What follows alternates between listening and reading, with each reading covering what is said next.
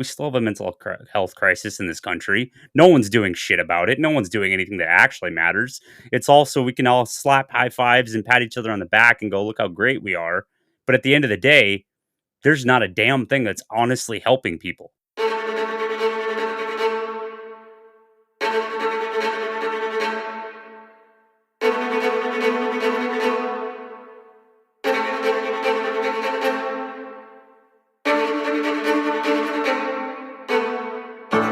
That is the root cause of everything to do with this.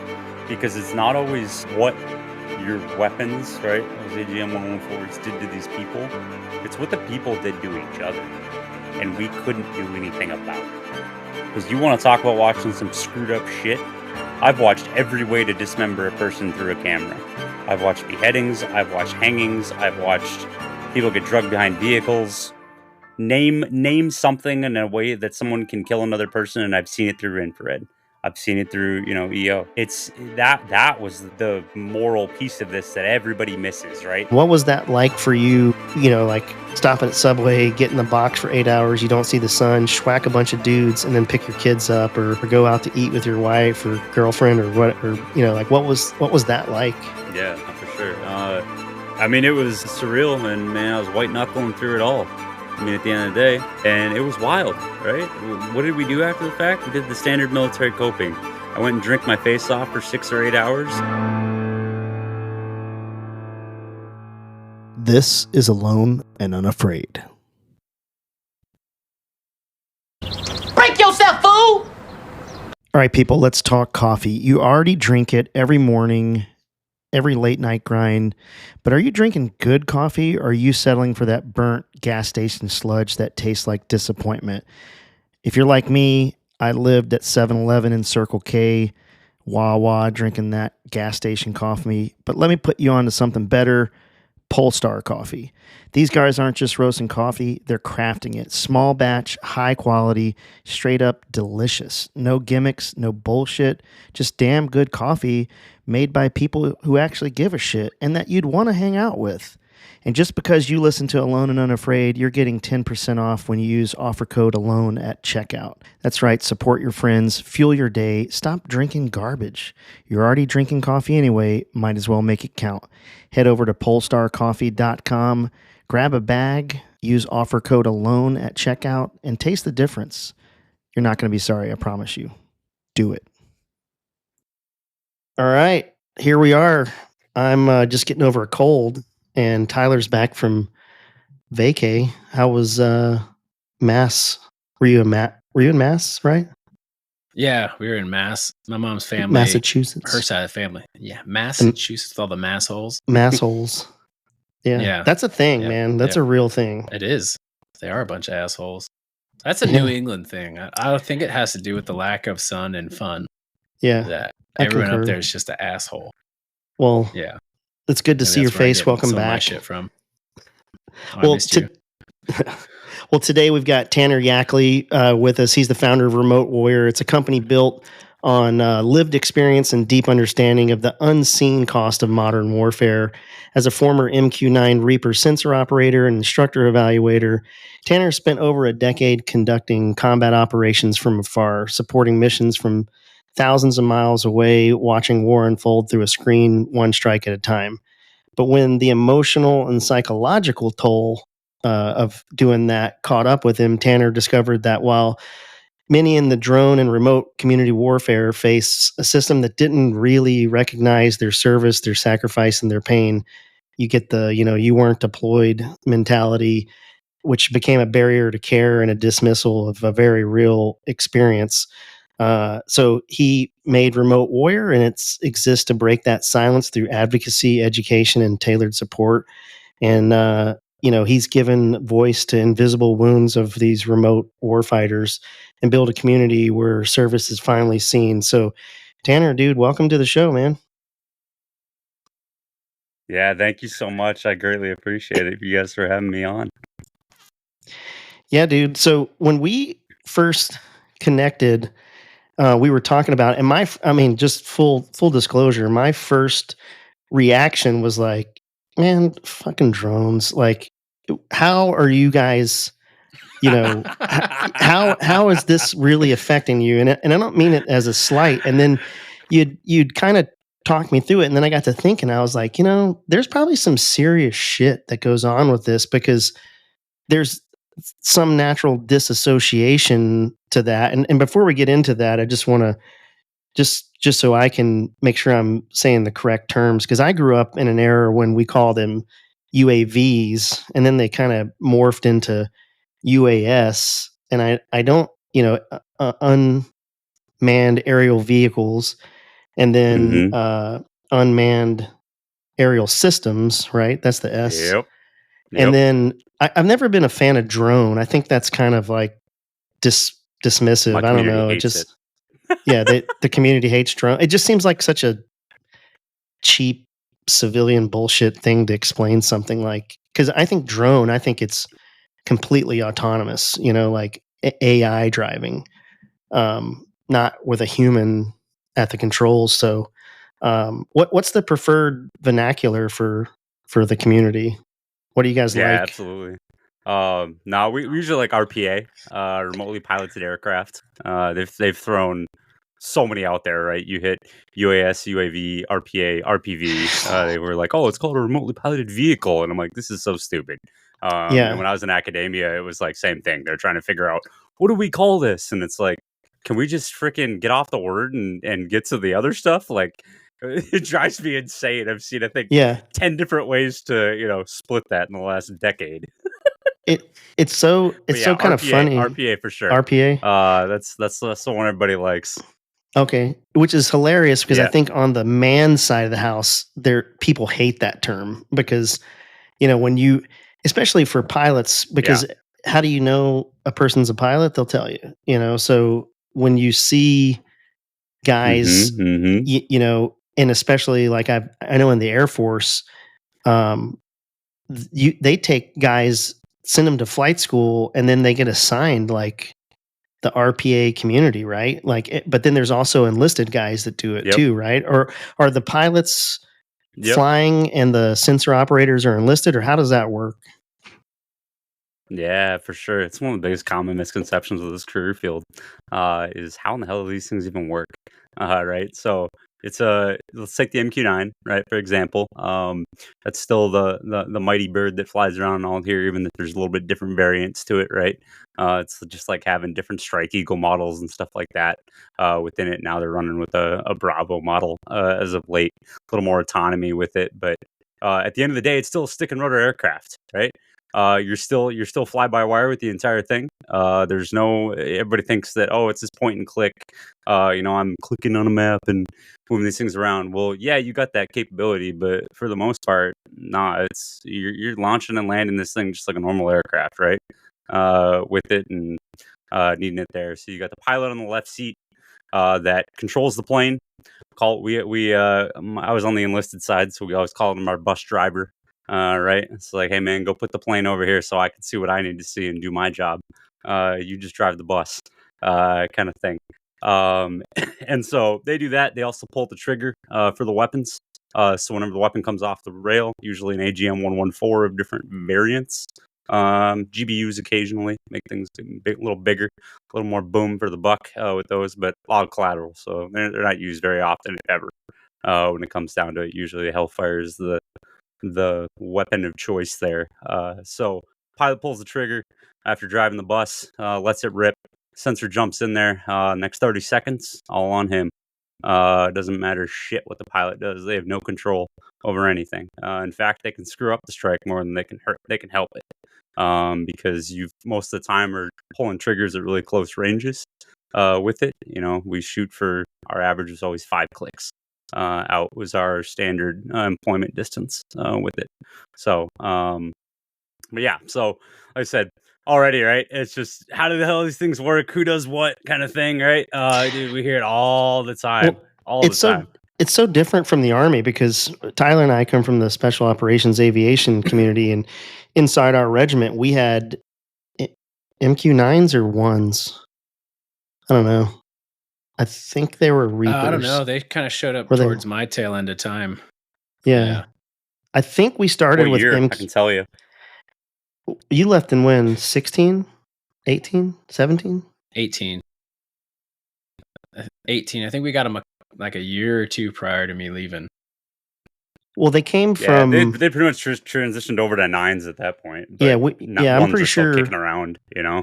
when we were in Iraq in 15, I remember our own guys were with us, and I'm pretty sure we had MQ9s, which is interesting because in the Army, the pilots are enlisted. Everybody's enlisted, and you have a Mhm. warrant officer that's in charge of the operation, and which is kind of similar for most aviation. 80% of Army aviation are piloted by warrant officers, and only about 20% are commissioned pilots. The summer help, as we like to refer to them, JK guys.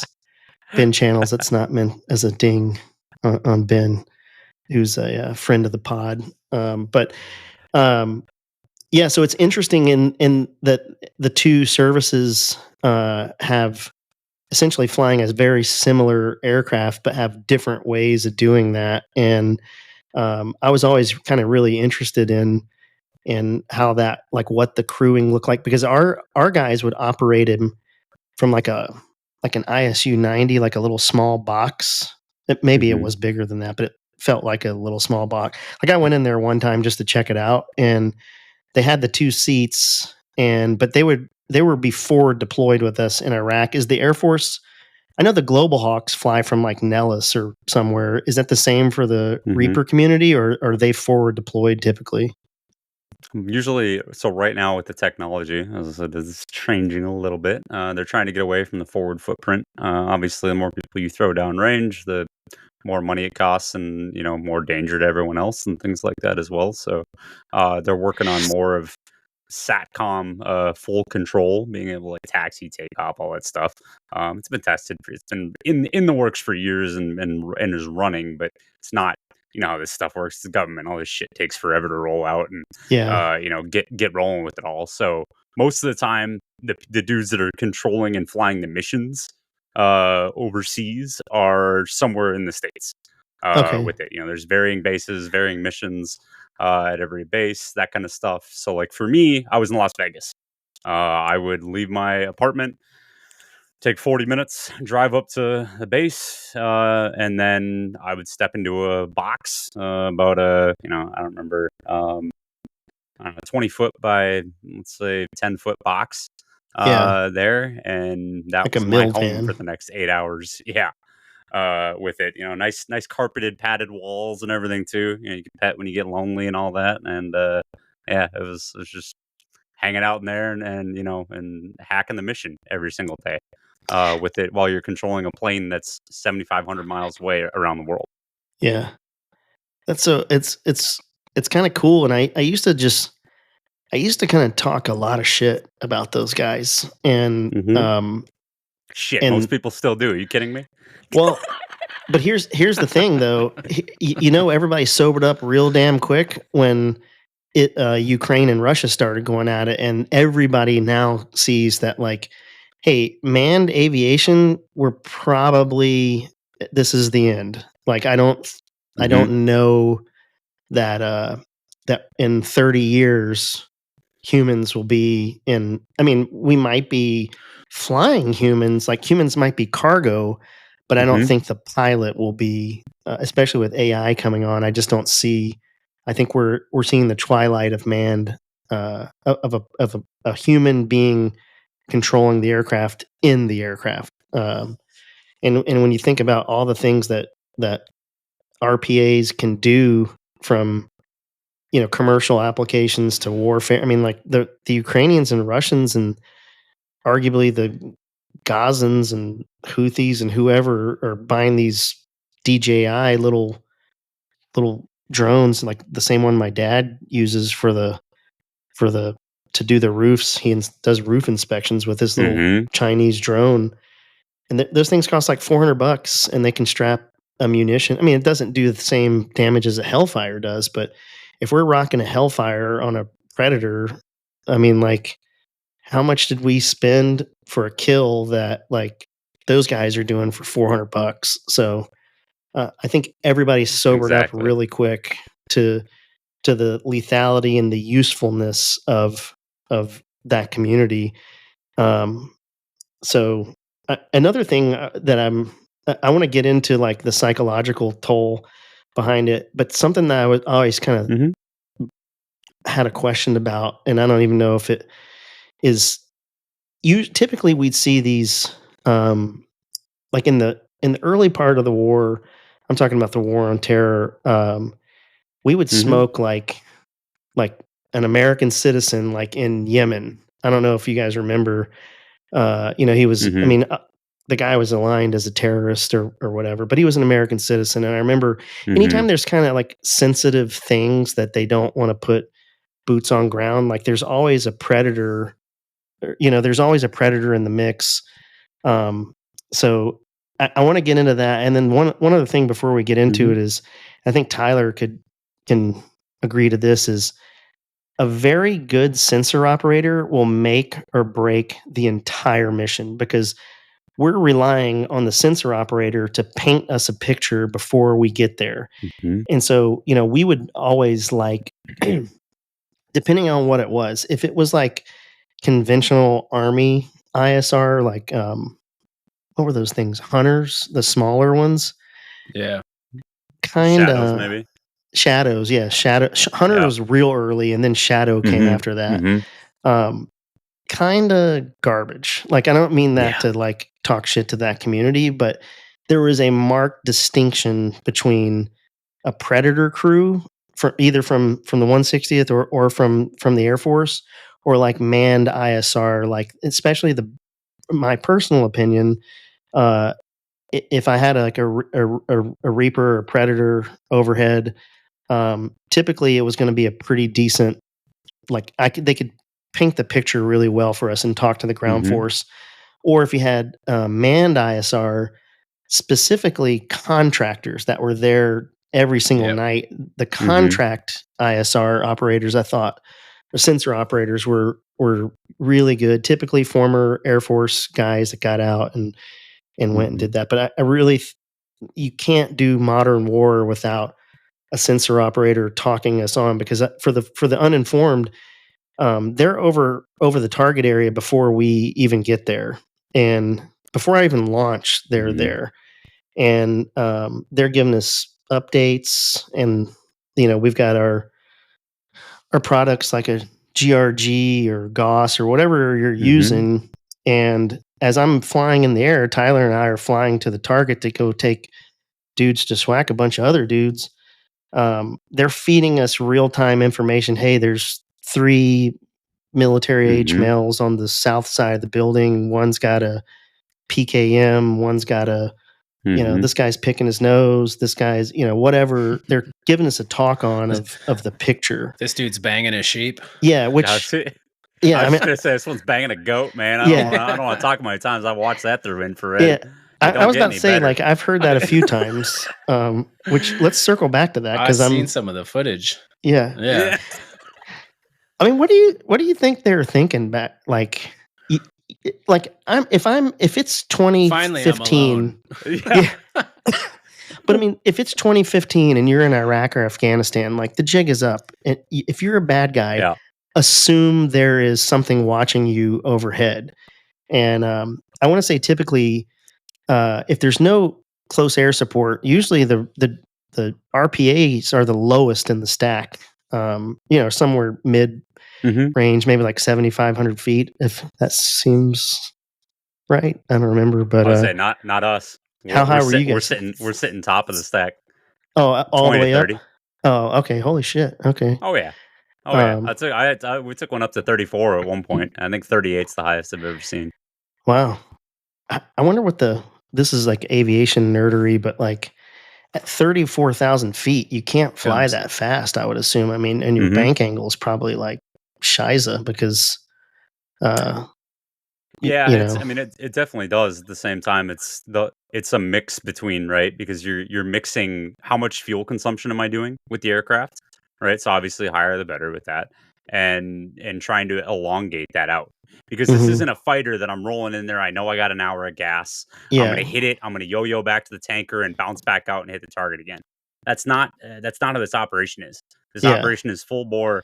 I'm mission planning, right? I'm getting intelligence briefs. I'm getting weather briefs. I'm getting everything there, right? So you talk about this, and I always equate it to being a surgeon, right? I did a lot of studying in my undergrad with the comparison actually between the two of sterile environments, right? Both in their own way, one figuratively, one literally, with it, and all that goes into it, right? With the whole thing. So you're planning out this mission. Maybe you launch and you go and immediately hit a target, right? When I was flying missions in Afghanistan, that was pretty common, right? We'd take off out of the runway there, hit it, and within 20, 30 minutes, we're already in our target area, working targets, everything else. And then we're sitting there for 20 hours on it. Yeah. At that point. And so you got other crews that are swapping you out, right? Because no sane person is going to sit there for 20 hours. 8 was already hard enough to be on target the entire time for 8 hours. Do they have right? crew rest for with it. RPA stuff? Yeah, but they use and abuse the ever living shit out of that. Oh, okay. It was so terrible.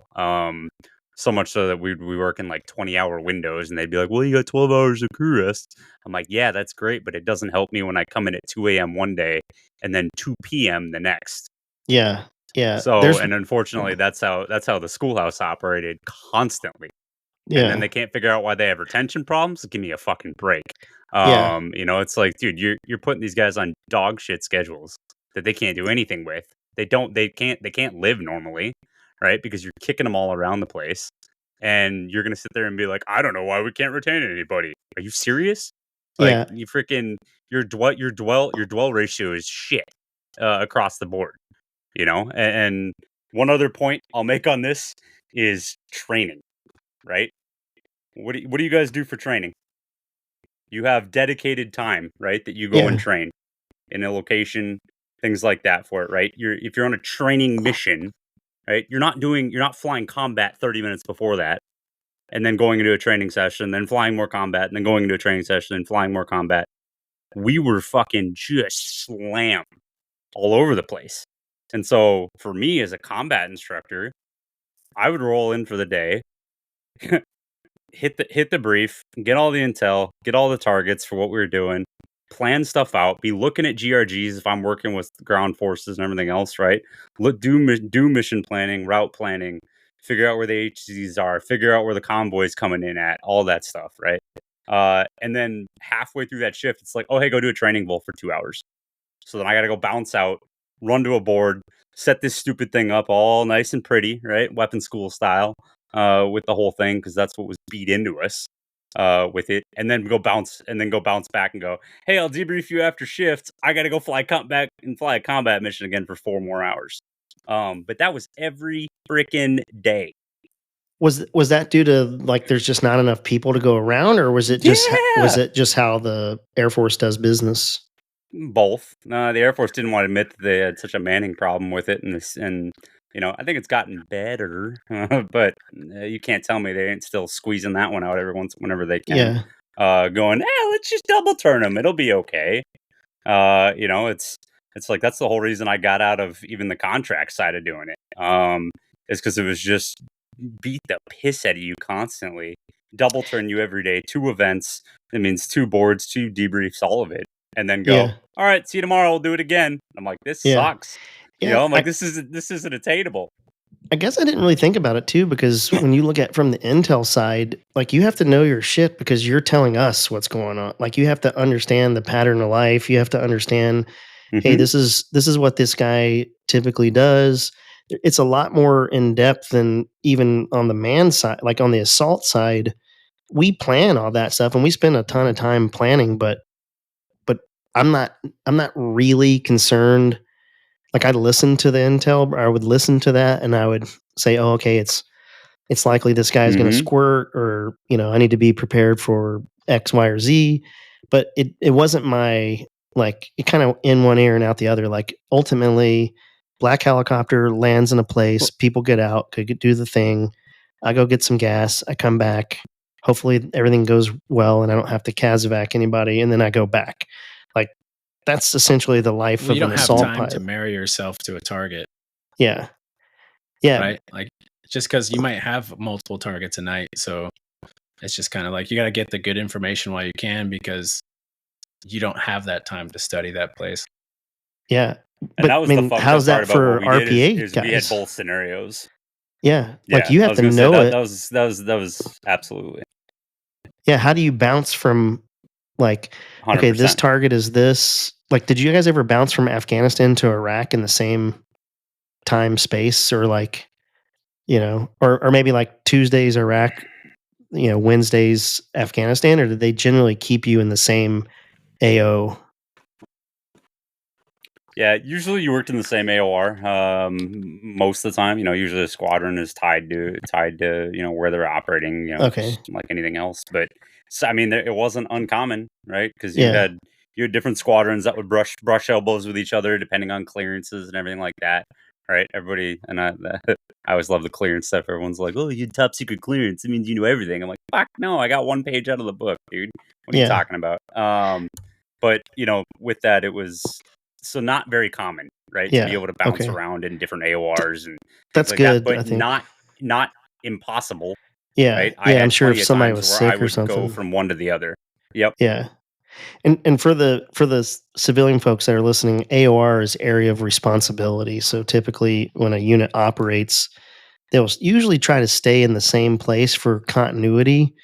Um, even when we're rotating out, we still would typically, the 160th is a little bit different, where we kind of flex all over the place. But usually, the ground force has real good continuity throughout. But I can imagine on the RPA side, just trying to internalize all the intel to paint a clear picture is really difficult. Like switching like from a training mission back to like, that's like going from like sixth gear, dropping down to second gear, going back to fourth gear. Like it kind of doesn't make a lot of sense to me that I had no idea that was going on. And I'm sure like a lot of people are listening to this going, okay, like that doesn't sound awesome.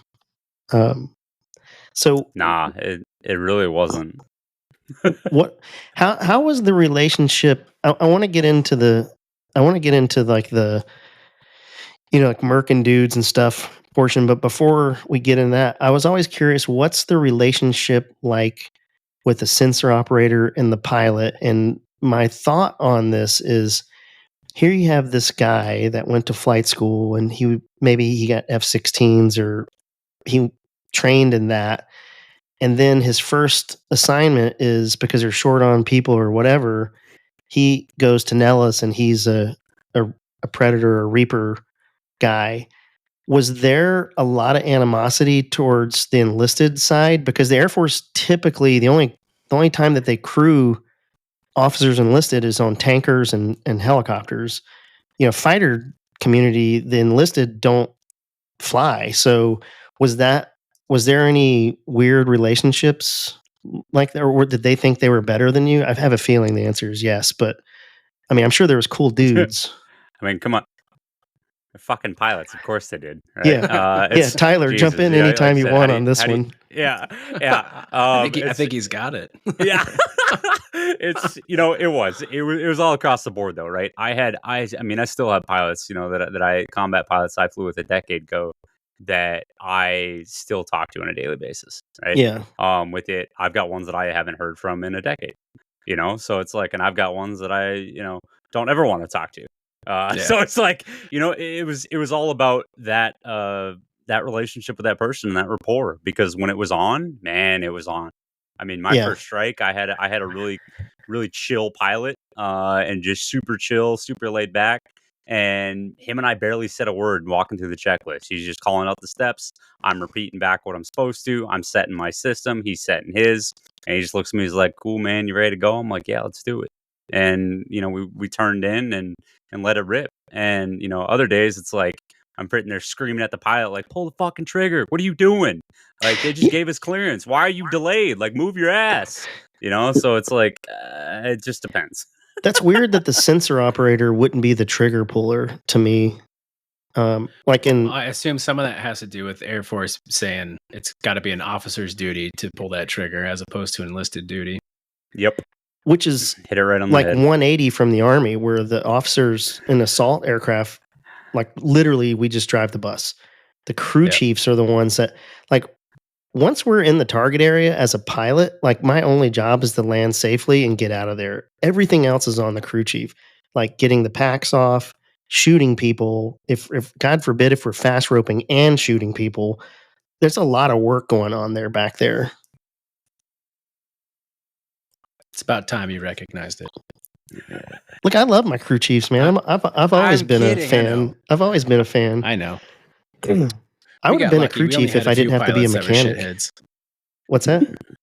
Yeah, we only had a few pilots that were shitheads. So, but by and large, there was a pretty big, especially in the 47 world. There's a lot of good relationships between the pilots and the crew chiefs. Yeah, I think generally in the Army, you see in the rotorooing community, there's always some douches out there. I'd probably say like 10% of a company, which a company's smaller than a squadron, but bigger than a platoon or a flight in the Air Force, which is funny because Army aviation, we're set up as companies and battalions, but we use flight and platoon interchangeably. You could, if you said I'm in second flight, that's the same as second platoon, but things you think about in the shower. I thought about that this morning is like, because I was like mentally trying to think about this episode, and a squadron is arguably smaller than a battalion. They don't exactly translate. Like I think a squadron in the Navy and the Air Force are very similar in size, where a battalion in the Army aviation is probably like we have our maintenance inside the battalion, where in the Air Force, typically your maintenance is a separate squadron. So, with having those pilots, what was that like? You said your first mission, like the first time that you're watching a guy on Kill TV and you've got your little pipper right on the dude because it's your targeting system. That dude's just flipping the gate up and what was going through your head during that? Like, did you feel like you did it, or was it like he pulled the trigger, it's on him? I mean, honestly, with all that, man, that thought wasn't even in my head. It was like I was just fucking like, oh God, don't miss. Because it was your first time, right? Yeah, well, yeah. I mean, you literally training your ass off every single night, right? Every single night, and we were pushed to just perfection, right? In everything that we did with it. I mean, I tell everybody, man, we had a poster on our squadron wall that every time we walked in, it was like today's September 12th, 2001. Yeah. And I walked past that bitch every single day, right? And looked over at it and went, all right, let's go to work and let's go to war. And an hour before that, I'm talking to some cashier, grabbing my lunch for the shift that hopefully I can scarf down at some point, and not be in the middle of doing other stuff with it that can completely jack it up. So because of that, it definitely made it complicated. We're still recording, but I lost him. Can you still hear him? Oh, there you are. There we go. There you go. Yeah. So Hale's kicking my ass. But yeah, it was complicated, right? With that, because again, it depended on who you're working with, right? And everybody thinks it's like, you watch those shitty Netflix movies they've done over the years for all this, and it's like, Good Kill and different ones out there that are just terrible. Yeah, we're losing them across the board for it. Yeah, he's out in I think Tanner's in the Dakotas. We're probably getting the summer. All right. Oh, there you are. You're in the Dakotas, right? Are you in North Dakota or South Dakota? North. We got one hell of a thunderstorm rolling through right now. Yeah, I was about to say this is like peak thunderstorm season. This episode is brought to you by Cadence Wealth Partners. You need to get your financial shit together, and who better to do that than a former military dude? Specifically, I'm talking about Nick O'Kelly. He's legit. Long tabber, Special Forces, 160th pilot. He's not your average dude. Now, I take small piles of money and I give it to him with the goal of making them bigger piles of money. We're not just talking about only managing money. We're talking about building a financial strategy, estate planning, retirement planning. We're talking 5-paragraph op order kind of shit, but for your finances. He handles all that shit. I don't want to do that. It's annoying. I want nothing to do with it. Sounds good to me. He also works with my CPA, and together they do all the tax strategy stuff. I've got a couple side businesses. Tyler's got a couple side hustles. You need some cats looking out for you. Cadence Wealth Partners can be those cats. They're trusted advisors. They come from our community. You know they're legit. Visit financeforvets.com. That's finance, the number 4 vets.com to start a conversation today. Do it. Do it. Do it. Interesting thing that you said that Tyler and I have talked about this a lot is we would typically, we'd deploy for 60, 90 days. And then, when you're coming home, you might do a mission on a Friday. And then by Sunday, we're back at home. Like we might fly Friday night and then land, fold the aircraft. A C-17 picks up on Saturday, stop in Germany for crew rest. And then we're back in the world on Sunday, going to Chuck E. Cheese or doing whatever. And that was always really difficult for me to like change gear. And even to this day, like when I go travel for my job, like it takes me like a couple days to I'm dad again, or I'm back to being a husband. I can't imagine going in a box, like going to Subway, right? You go to Subway, get your chow, go to the box, murk a bunch of folks, and then go pick your kids up from daycare or whatever. I liked going to war and then coming home. No, it was just weird. It was always weird. You're like, okay.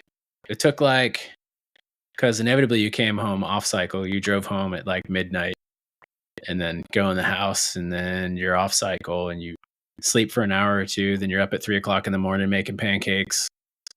And then you're like, okay. Then everybody else wakes up, and then you go back to sleep, and then it's time to go to the grocery store, and you're like, what the fuck am I doing? Yeah.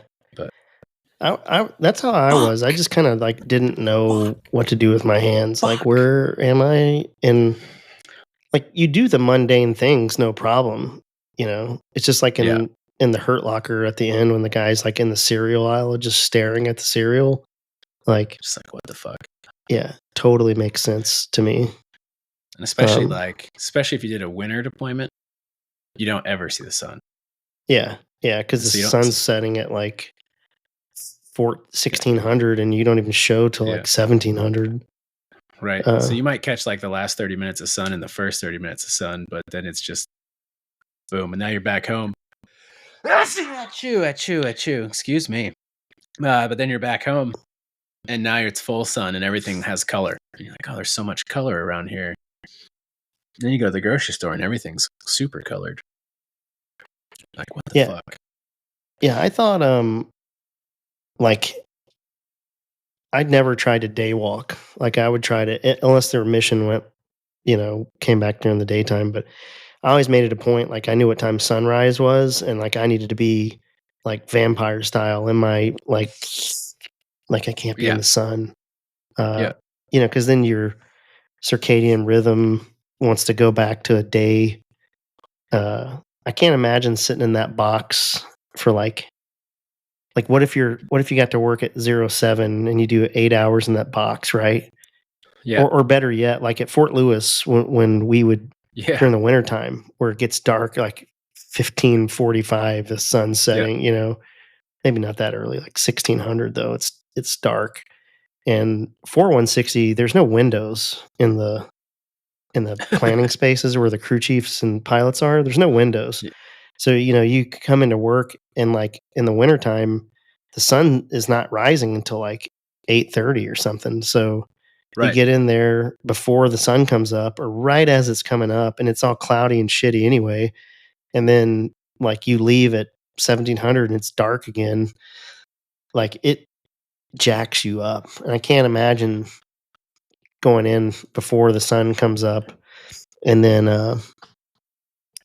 leaving after it goes down, like every single day, not getting outside.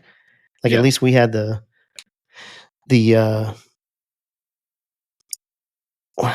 I won't say the value, but the ability to like be outside, like, feel the wind on your face and see the actual moonlight. Yeah.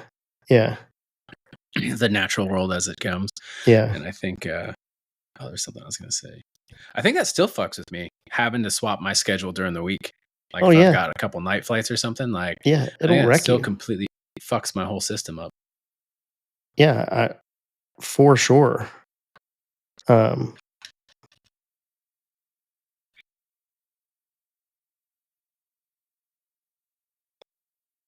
Hopefully he might have lost internet, but worst case scenario, we'll just release part 1 and then we'll get Tanner back on and do part 2. At least just talking I didn't really realize that's how things were for those guys. Like, can you imagine like smoking a bunch of dudes with a hellfire?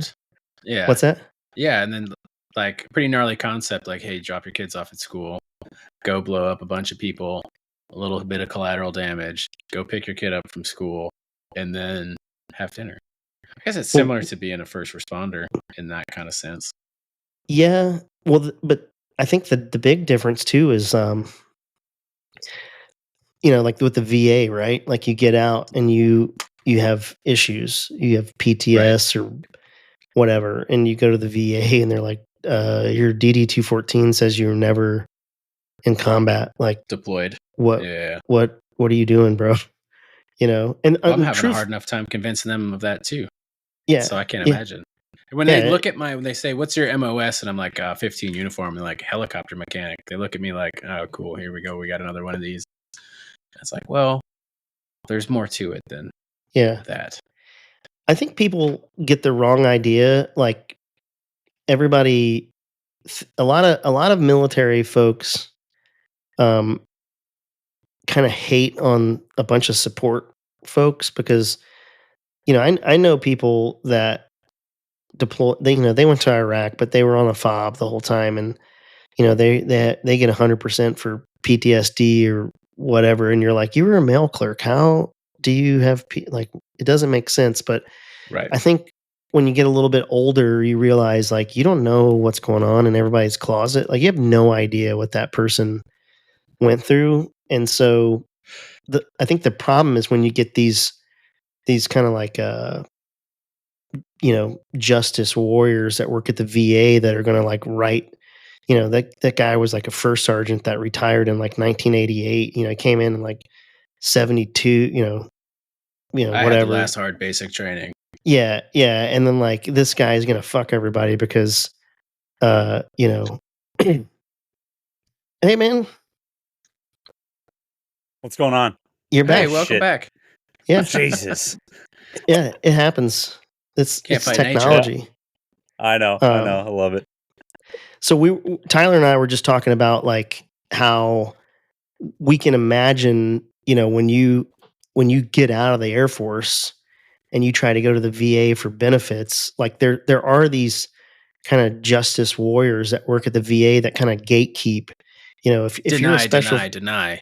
Yeah. You walk in there like when I went to the VA, I was in the Army for 24 years and I'd done a lot of things, and my DD-214 was like, I had a second page, and like, not saying, hey, look at me, but like, there was no denying when you looked at my stuff that like, I kind of might have done some stuff. And I think you get these guys that, they see like Tyler was saying, like a helicopter mechanic.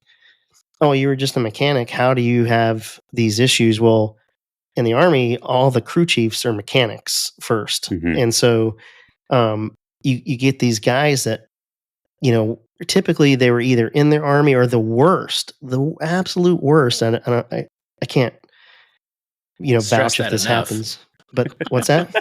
You can't stress that enough. Yeah. But like, I'm sure there are spouses, right, of a dude that's, and that dude's talking all kinds of shit about there's no way that Reaper drone guy has this. And then that goes in that person's head. And then that person sits on a board and she has no idea because he or she has no clue because they've never done that, but they live vicariously through their spouse who's talking mad shit over here. But back to the original question, what was that like for you? Like stopping at Subway, get in the box for 8 hours, you don't see the sun, schwack a bunch of dudes, and then pick your kids up, or or go out to eat with your wife or girlfriend or what, like what was that like? Yeah, for sure. I mean, it was surreal, and man, I was white knuckling through it all. I mean, at the end of the day, and it was wild, right? What did we do after the fact? We did the standard military coping. I went and drank my face off for 6 or 8 hours, and then hit the hay for maybe, if I'm lucky, 4, and wake up and do it all over again. When did Yeah. that set in? Like because again, you're kind of disassociated from it doing it through a screen, right? So was Yeah. it the initial one that kind of was like, no, or was it like, 3 years later, you're like, man, what the fuck am I doing? Nah, man, it doesn't fucking hit anybody until you get out. Yeah, okay. Not until you pick your head up. And Yep. and that's the one thing that, like, with my doctoral work and things like that I'm doing in this area. That's the one trend with all of this, right? Everybody says they're good, says they're good, says they're good, and then the second you either take off that flight suit or take off that polo, right? If you go be a contractor, because fucking all this soft, it doesn't matter, whatever. What do you do when you get out? You go and swap whatever uniform you're running or not running, and put on a freaking polo and do the Yeah. same damn thing. Tyler Our and I are community both is no contractors, different. or what? I'm not Yep. anymore, but Yep. we both did. Yeah, so there's no difference there, right? It's the exact same thing because the schoolhouse is manned by, contractors. The forward deployed fucking or contractors, because they've got to pay them stupid amounts of money to go to these shithole spots in the world and launch these RPAs. And nobody wants to do that as the freaking military. It's already hard enough being like, hey, do you want to go into every desert in the United States? And you're like, no. And they're like, well, how about Shaw? And I'm like, fuck off. Like, I don't, Yeah. like, are you serious? That place. And it's Mm-mm. like, oh, Are it's there ridiculous. there's a Predator squad or Reaper squadron at Shaw? Yeah, they Oh. moved it there almost, long, 7-8 years ago now. Shaw Air Force with it, Base is but Sumter, South Carolina, one of the armpits of the world. yes. I can say that because I'm originally from South Carolina, so it's okay. Well, I could say it too, Yeah. because this is America. Yeah. Sounds Where's the horrible. schoolhouse? Nellis or like Cannon or something? Nah, Holloman, down in New Mexico, there. Equal shithole. Yeah, 100%. 100%. Wait, which one So- is Clovis? Is that Cannon or Holloman? Yep, that's canon. That place sucks. The Cow's Derriere, man. Thank God I never stepped foot in there, but I heard enough horror stories from everybody coming from there, right? And that was the problem with all of this. You went through training, right? Whether it was UPT or whatever you did, if you were a pilot, if you went through sensor, the whole training pipeline now has changed drastically from 15 years ago when I went through it. UPT is undergraduate pilot training for people that Yep. don't know. I'll be better with my acronyms. That's what we got Thad for. No, that's Yeah. okay. I'm like an aviation nerd, man. Like I love it. yeah. Yeah, no. So it was you did that. You went through the training, right? You went to the schoolhouse for it. Got trained up. Usually 3 to 6 months to make it through the schoolhouse there, and then you're farmed out to your combat unit, wherever that is, and you run that for 4 years, and when you're done, guess what? You go back to the schoolhouse and teach, and neither of them are fun, right? Their quality of life for both of them suck ass. They're terrible across the board. Like, it's either let's grind away at shift work, right? Because I was on 7-week rotations for shift work for 4 fucking years. It was horrendous. Yeah, right? it takes I mean, life by off of you.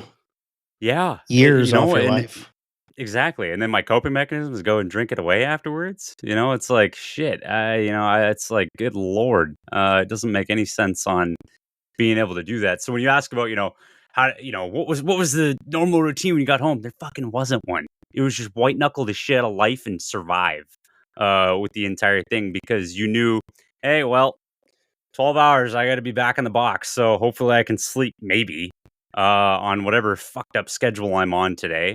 And, and then it was, we were on a 5-day on, 3-day off, and everyone's like, well, you got an extra day off. I'm like, I slept the whole first day because my body was just like, screw you. With just being in sustained operations constantly, with no breaks, no reprieve. And you had guys that, I was single at the time.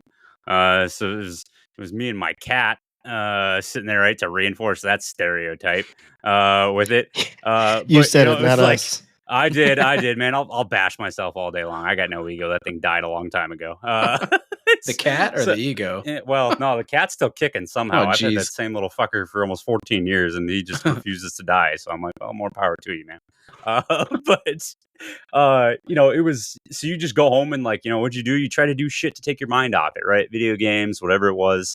Watching movies, going to the bar, and that kind of stuff. And that was it, because you knew, shit, I got to go right back into this and do this same damn thing. And then your reprieve is supposed to be this fucked up 20-hour window that they're like, hey, you're going to go, but you got ACC family days and holidays. And you're like, yeah, I'm still working a god awful schedule. And they, like I said, the higher you went up, right, the more responsibility you got. And I'm sure, and I know this is like this in every career field, right? The more shit you got piled on your plate with it, right? So they took the high speed guys and just wrung them out, grinded them to the bone, and gave them 15 additional duties on top of trying to fly 7 hours of combat every night. And then you're trying to do a bunch of paperwork and you're just pissed off at the world because you're like, what the fuck am I doing? And just white knuckling through the whole dang thing. So it was such a horrendous, and my favorite quote that I've said a couple times now is, it was a melting pot of bad decisions with how we were handled, because there was no quality of life. The training schedules were non-existent. Half the time they'd walk into a GCS and go, hey, Yak, you good for a training event in an hour? I'm like, yeah, what is it? And they're just like, oh, you're going to do this training event. I'm like, okay, cool. Can you get me the guide's grade book so I can review it while I'm following this car that we might need to blow up in 30 seconds while I'm also trying to prep for a training event mid-mission? That's ridiculous. Like they shoved this group into a box. And here's the two things that I'll say with this is, one, the remote warrior community, when you look at not just sensors and pilots, but you bring in, the screeners, intel, the people that also got secondhand exposure and were part of that kill chain. We are 250,000 people in the Air Force. We are the largest fighting force in the Air Force, period, dot. SOF is 5,000 people, and they have fucking beds delivered to their door. Now, I will never shit on anybody, right? I love my SOF brothers and sisters. I love my fighter bubbas. I love my freaking hogs, vipers, all of them, right? I've worked with all of them. I love them all. But the crap part of this is the overarching piece of this, that nobody is looking at this group, and they are so flippin' big. It's this giant sore thumb sticking out there that nobody cares about, nobody acknowledges, and goes, it's just a video game. What's the big deal? It's like, you really want to go tit for tat? I've watched more strikes happen than entire communities have myself. I guarantee you the kill ratio for Reapers and Predators are like hundreds, if not thousands, compared to manned, especially in the fighter community. And that's one thing I notice, again, there's some cultural differences between, the Navy, the Army, and the Air Force. I think, generally speaking, the Army and the Marine Corps are probably culturally very similar. I think the Marines take it to a different level, maybe. Like, we stop at 10, they go to like 11, but like, generally the way our cultures are, at least in combat arms in the Army, it's very similar to the Marine Corps. What I noticed about the Air Force and the Navy, especially in the fighter, if you're not a fighter pilot, you don't fucking exist in the Navy. And if you're in naval aviation, if you're not a fighter pilot or from the fighter community, good luck. And then and same with the Air Force, it feels like if you're not, you get some C-17 guys commanding things, but you don't. I think they would you think that's an accurate portrayal, that the fighter community kind of drives that narrative that it's not a big deal, even though you actually, kind of you're bigger than them. You're doing more of the killing. You're paying the bills while they're just spinning a lot of gas. Is Yeah, that no, what you? absolutely. Yeah. Yeah. No, 100%. It's insane with that because, like you said, the lifestyle, the missions, things like that, right? Let's take a typical fighter pilot, right? With this, and like I said, I've sat in the weapons school debriefs with these guys. I love these guys, right? And because they built our career field, that's what people don't realize. The whole way that the RPA career field was built was off the backs of fighter pilots. They took fighter pilots and they said, hey, you've got one little thing, right? One little medical disqualification, one little hiccup, 1 minute, 1 month of going to NIF, whatever the hell it was, right? For duties not to include flying when you're grounded and you can't fly. Then okay, you're going to Reapers. That was a punishment, right, for the whole thing. So you want to talk about a chip on a group of people's shoulders? The whole Yeah. freaking way I was trained was with a bunch of angry people that were just pissed off at the world because they lost their pointy nose and now had to sit there and have a lawnmower attached to their ass. And they were pissed off as hell about it, right? And it's like, dude, I get it. But at the same time, they were some of the best pilots I ever flew with.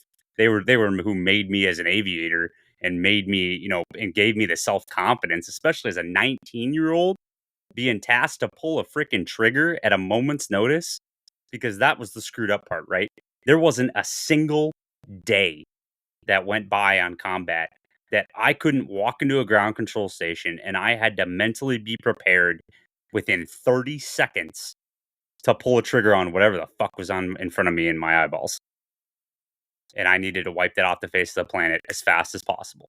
And there's times where they'd call people in on their weekends to do that because they didn't have enough strike qualified people, right? Because it's not just, oh, Airman Snuffy's here. Let's just chuck his ass in the seat and let this thing rip. Hell no, man. This is freaking, they were doing the A team, kind of thing. It was the best of the best go in the seat.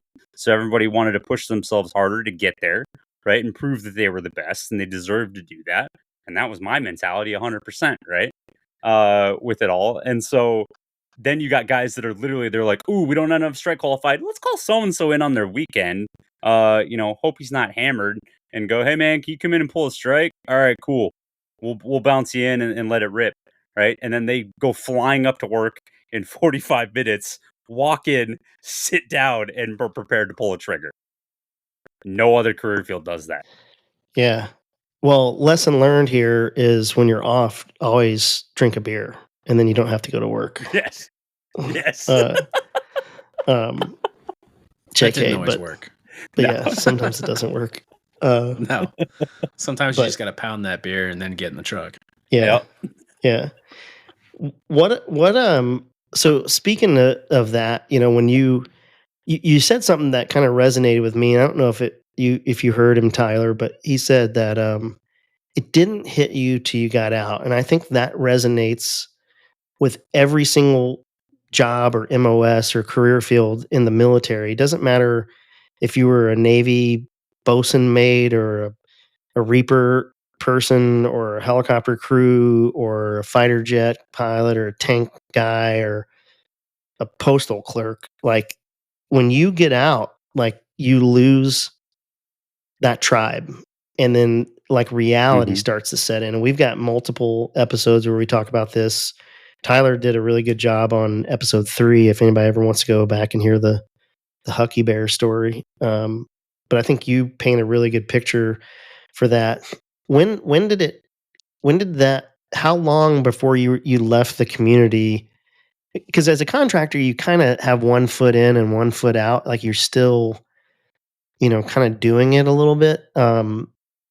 When did that kind of sink in that like, oh, I've got some issues from this?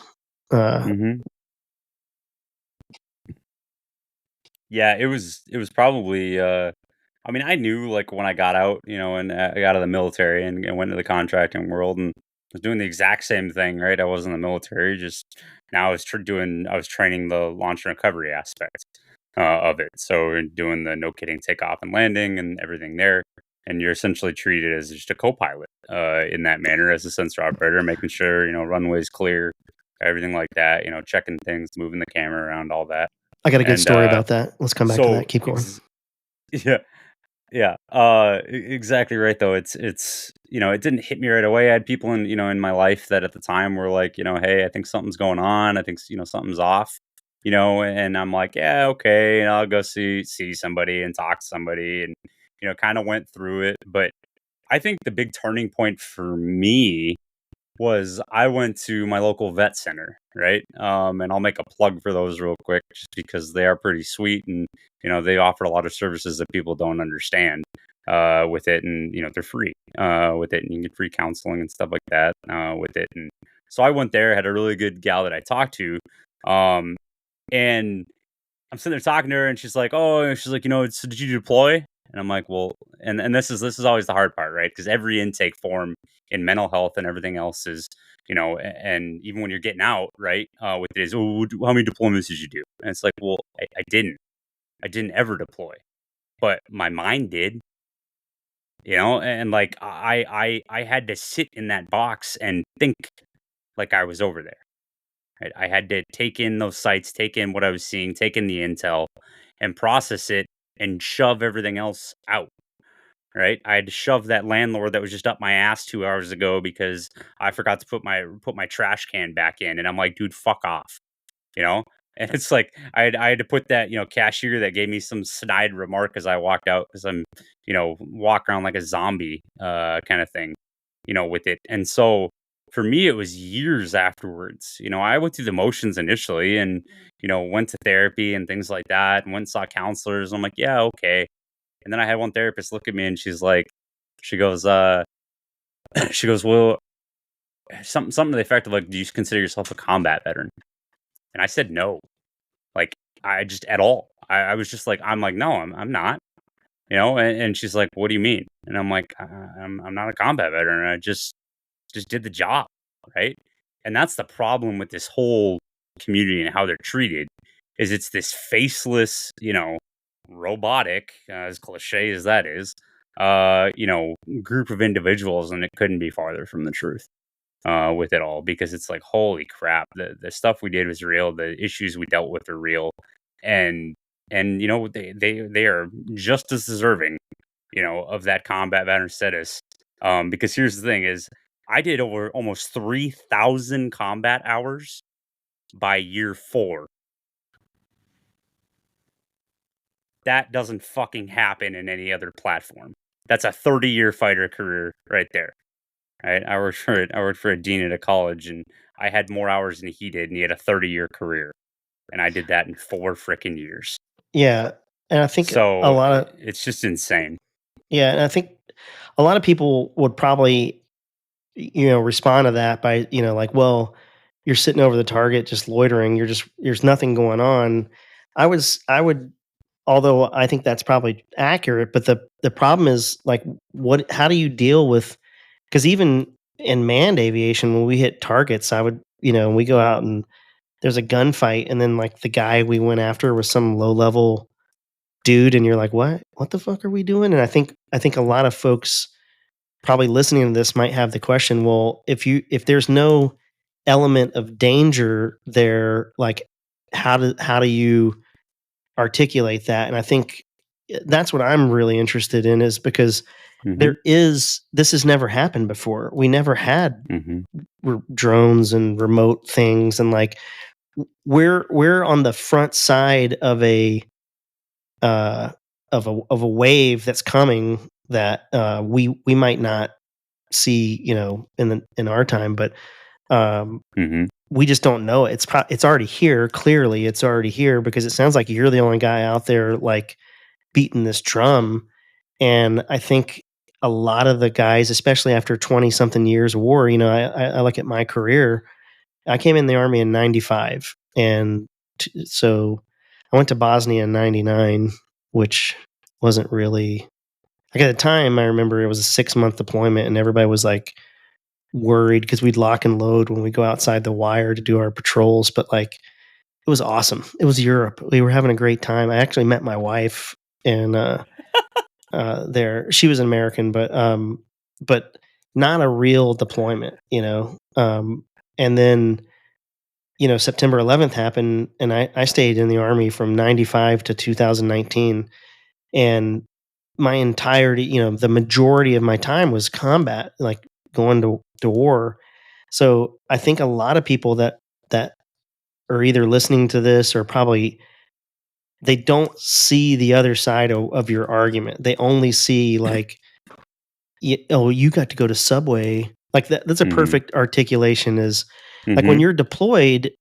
Like Tyler and I talk about this all the time. Life is like considerably like war is easier than normal life. Real life. Yeah. And so because it's Groundhog Day, you eat the same chow, or maybe like air crews go different chow halls, but like you can everything is kind of laid out for you. But I never really thought like for you guys, you've got to deal with like normal life while you, and then push all that out and then go to work and then come back home and like switch back on. And we would do it with 60 to 90-day rotations, which was still difficult compared to my 15-month deployment Mhm. when I was in the big army. But Mhm. I can't imagine. So what's the? I think you make a good point that the takeaway from this is like, yeah, there might not be any physical danger, but that doesn't cheapen especially the effect on the target. Like at the end of the day, like Mhm. the mission got accomplished, and it couldn't have happened without the the RPA community. Like we don't Mhm. go to the target without something overhead, generally speaking. So I think for the folks that are listening to that probably have that argument, you kind of change my mind about it, because you don't realize until after the fact that there are some scar tissue here from doing it's like cops, like you're in a gun battle, like Doug White, he's in like a Mhm. some type of traumatic situation, whether it be pulling a kid out of a car or like a horrendous traffic wreck where there's fatalities. And then like 6 hours later, you go home to your family, and like, how do you process that? Well, you Mhm. just drink a beer, and you know, um, Mhm. so I think it's kind of, I'm glad that there's a guy out there like you that you're kind of putting this together. What are some of the things that you've had to combat with that stereotype? I mean, do you get that a lot, or Every day.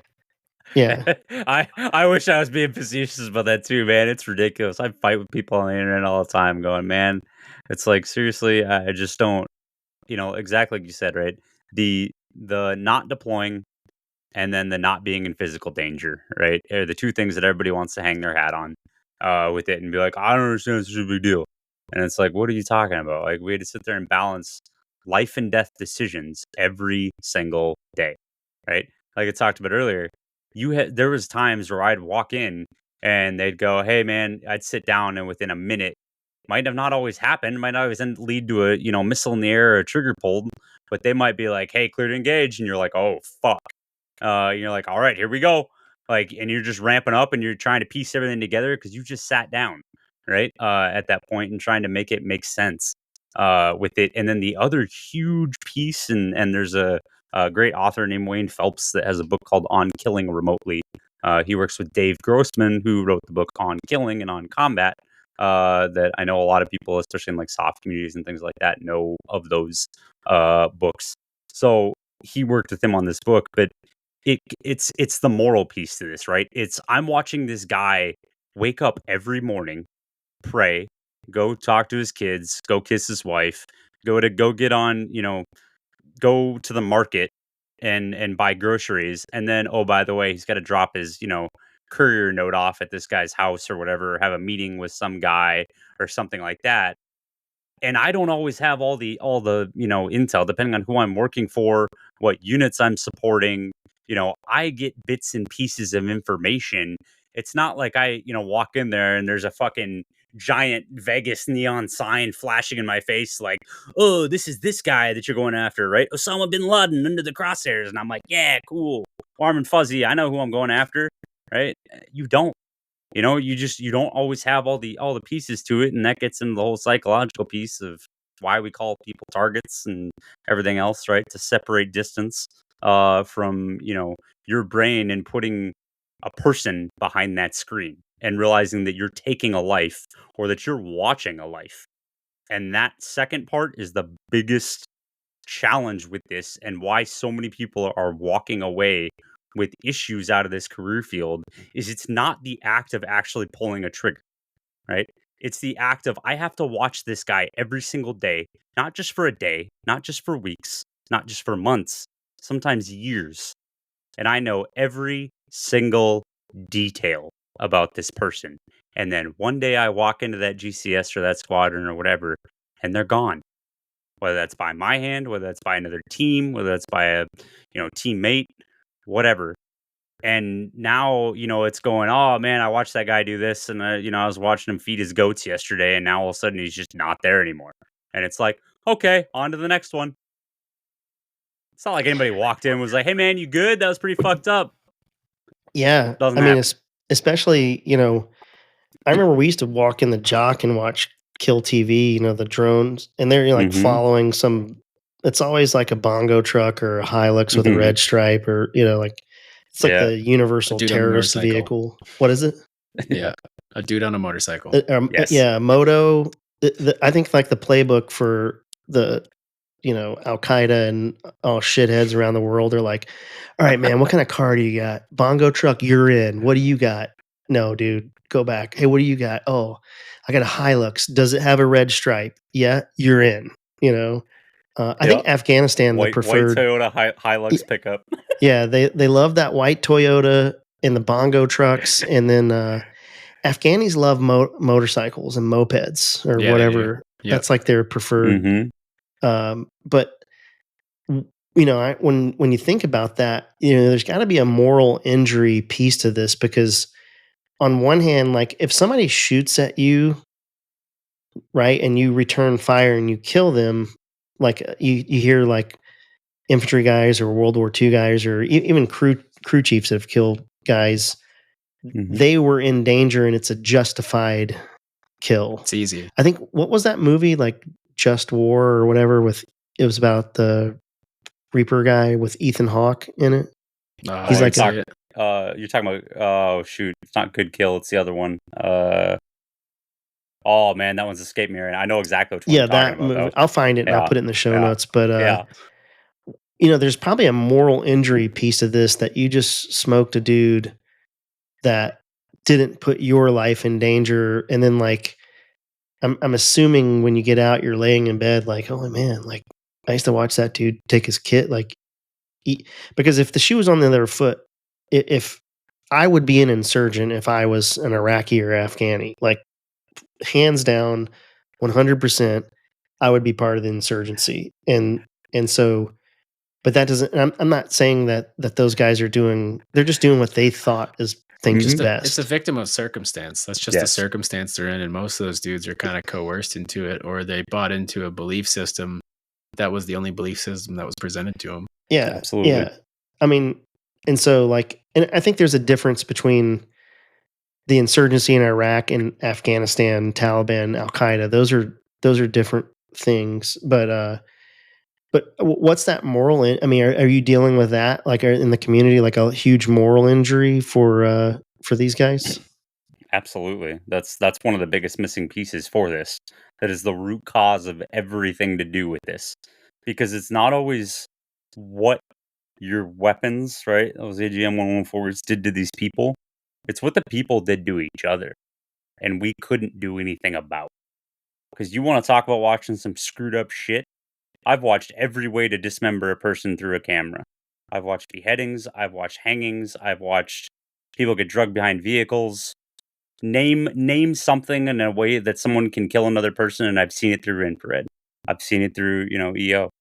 It's that was the moral piece of this that everybody misses, right? Because they look at it on paper and go, "Well, you didn't deploy, you didn't have any strikes, so how can you have?" That's the other one that everybody hangs their hat on. It's like, you didn't strike, and it's like, what? It doesn't mean you don't still see things going through that camera, and what's happening, and the horrendous crap that would happen constantly. I remember my very first. I was on my third training mission ever. We got a close air support call, and at the time, I mean, this was 15 years ago. The cameras were shit, right? It was essentially the same thing as a sniper pod, back then on any type of other manned platform, with it. And you're looking at black and white fuzzies and trying to figure out who's who and what's what, right? And now they got HD and it's a hell of a lot better, with it. But you're still watching these decisions being made and you're not fully in control of the outcome, right? It's not as clear cut as that guy, in Black Hawk that's sitting there with the pistol and shooting somebody or something like that, right? With it all, it's you're sitting there and I got to watch some dude get capped by some other guy out of nowhere and watch him bleed out on the ground, and then they go, "All right, keep following the vehicle," and you're like, "Okay," and then you just roll on and start following the vehicle.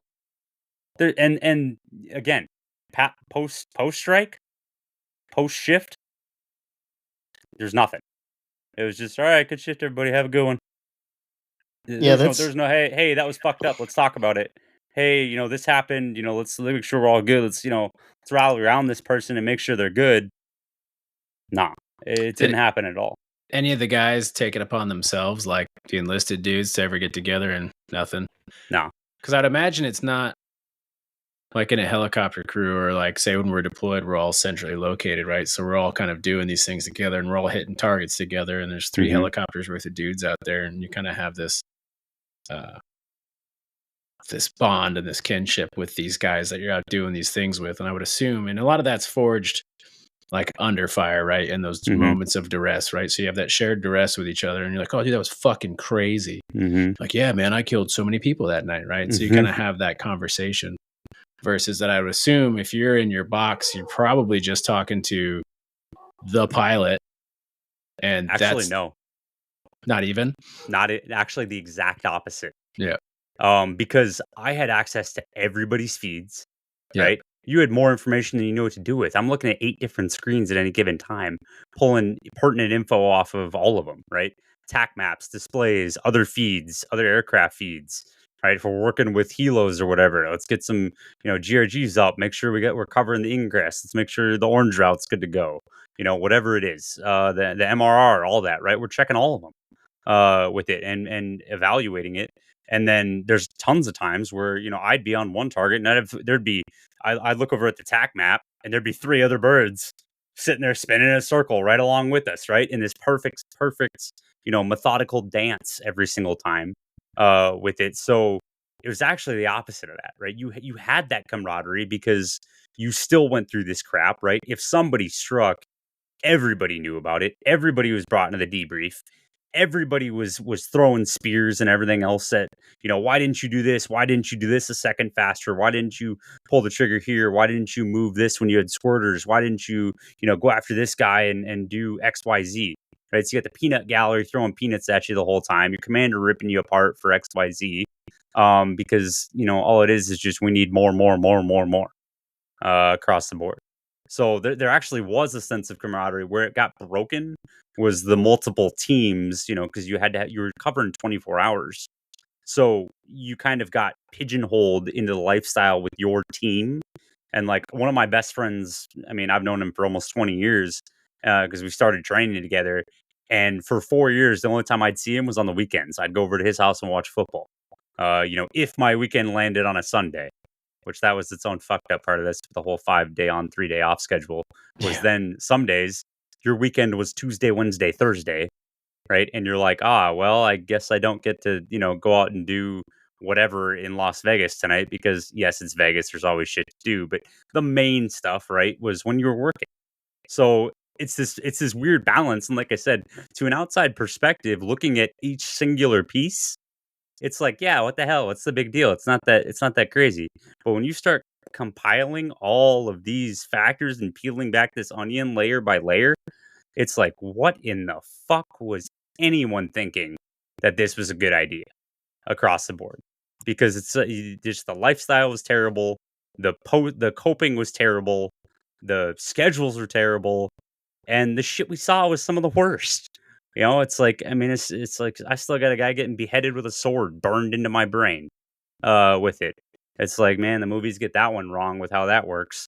With it, it's like, what the hell? So that's the hard part. It is just all of these things that just compound on top of each other and make this melting pot that's just, you're going, how in the hell does anybody sustain this? And the answer is they don't, right? That's why there's massive suicide risk in this. I've lost 40 plus people alone that I personally knew. I was standing in one of my teammates' bedrooms the night before he pulled the trigger. I had no clue. You know, and we just lost another instructor about a month ago at the schoolhouse to it. So it's like the people that say, "Oh, we got to fix because we got docs embedded in the units." Give me a damn break. You aren't doing crap because your commanders don't believe it. Your leadership doesn't believe it. Because guess what? You're right. I am the only person doing this, and there ain't a damn person that I've worked for that stepped up and said, "Hey, I see what you're doing, and I'm here to support it." They're all quiet as shit because they're bashful as hell and frankly scared that they led an entire organizations to failure because of some asshole's fucking decision to go, we need more fucking Reapers constantly. And I won't go down a tangent on that one, but it's the most frustrating thing in the world.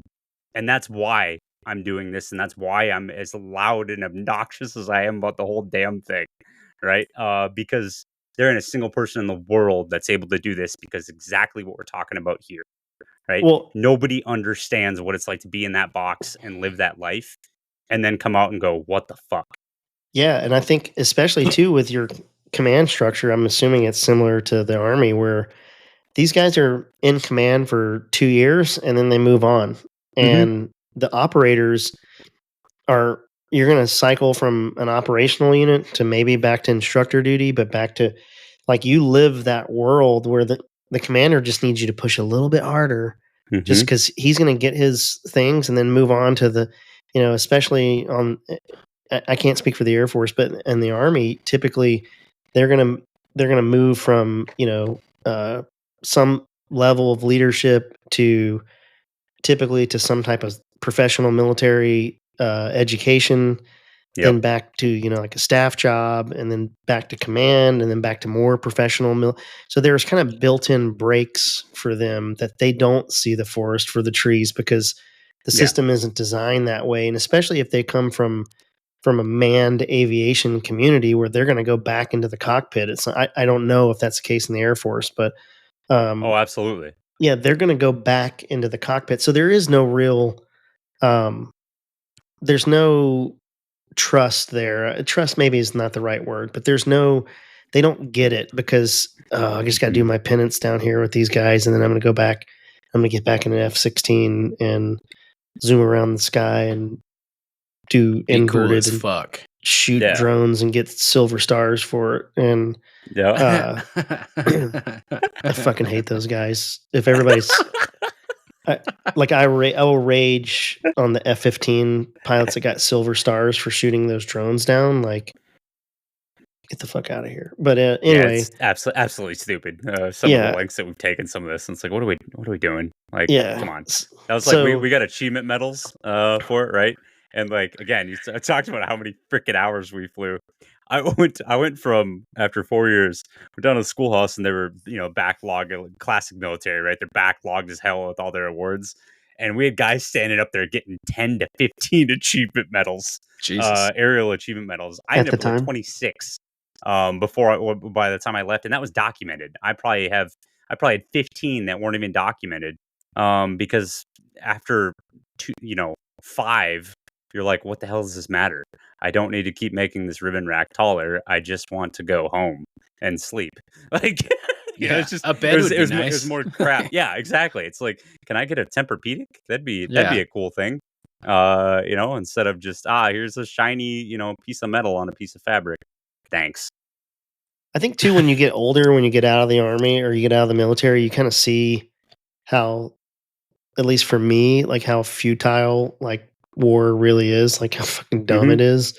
Like, and I can imagine as the guys overhead these targets, you're following a bongo truck for days, or you know you you know you loiter over a target, and then we come in and schwack some stuff, and we're in and out of there in 30 minutes, and you I would assume because I would be like, what the fuck are we doing here? Like this one Hmm. particular mission in Iraq, we went after a political guy.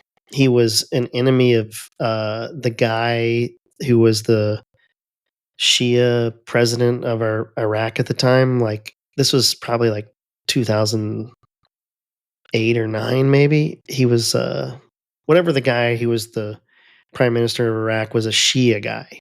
And there was a Sunni guy that was like a political opponent of him.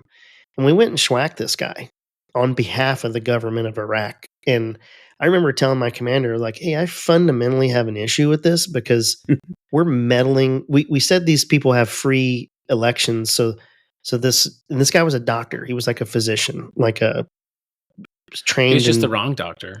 Yeah, but that's it. He's just not the good doctor. Yeah, he's not the good doctor. We were told he's the bad doctor. Yeah, plenty of those running around. Doctor. Yeah, so he got schwacked. Malpractice. And an Iraqi guy got shot on that target. So because the guy had an AK-47, and what would you do if helicopters landed in your front yard and a bunch of dudes with guns? Like, I'm probably gonna fucking Alamo the same. So I'd probably do the same thing, but. I imagine that was part of that community where you're like, what the fuck are we really doing here? Like, what is the end game here? Because it seems like the people that make decisions just get us into these like endless wars that never like actually. Because you need to do more than the last guy. Yeah. So if you have a commander and you say you have a really good target set and you go after all these shitheads, and then, sometimes there's dry spells. Well, you can't have a dry spell if you're the new commander because you have to show that you're as good as the last commander, if not better. So how do you make better? You find that fake ID maker and them cigarette smugglers, and you just put them out of business forever. Yeah, that low-hanging fruit. Absolutely. Or, also Raytheon and Lockheed have shareholders that we've got to continue to like pump money into. Like the military industrial complex is a thing. I was part of it, and I used to think it was all tinfoil hat wearing weirdos, and now I'm like, you see behind the curtain, and you're like, holy shit, you guys are right. This is not a conspiracy theory. On a scale of 1 to 10, how bummed were you, or do you think they were, when we bombed Iran and then nothing happened? Do you think they were like going to bed that night, cheersing each other, like, fuck yeah, this is going to be awesome. We're getting paid tomorrow. And then it's like nothing. Well, like the cost of the munitions that they dropped were like, I want to say like we dropped like 20% of what we had or some, we don't have a lot of them or something. And I'm totally speaking out of my ass. I don't really know, but like, I'm sure because we were talking about it. Was it you and I was talking about it, Tyler? Or maybe it might have been my stepdad and me. We were talking like, we should go buy stock in Boeing right now. Yeah. It was like, oh shit, this is about, these dudes are finally another fucking war. Fantastic. But boy, I bet they're bummed. Yeah. Well, it won't be long. We'll figure out somebody else to. Yeah. Like they're like, let's do another war. They're already looking for another one. They're like, okay, well that one didn't pan out. Who else can we try to fucking probe into this? Yeah. Yeah. At some point, I don't know. I think the Middle East is getting kind of like played out. Like we've got to change it up a little bit. It's super boring. Yeah. It's like crops with farming, man. You got to change it up every year. Yeah, you got to rotate your crops. Nutrient. Yeah. Watch out, Bahamas. Here we come. Yeah. Fuck you up. Yeah. Bomb their little ports. That being said, I still love America. Like, absolutely, I love it. But so here's just to get back on track. So what are you doing about it? Like, I know that you